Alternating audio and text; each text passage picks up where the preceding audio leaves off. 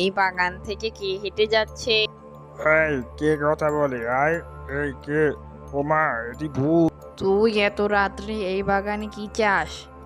আমি একজন গরিব কৃষক। আমি শহর থেকে বাড়ি যাওয়ার জন্য এই পথ থেকে এসেছি। আমাকে ছেড়ে দিন, দয়া করে আমাকে কিছু করিয়েন না। হ্যাঁ, আমি জানি তুই অনেক গরিব, সেজন্য তোর জন্য একটি উপহার এনেছি। এই নে একটা সোনার হাড়ি, এটা বেচে তুই অনেক টাকা পাবি।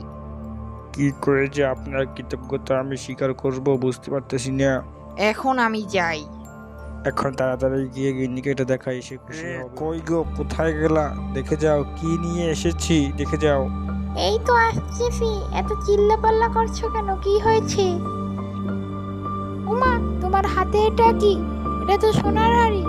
এটা কোথায় পেলে তুমি? চুরি টুরি করে এনেছো নাকি?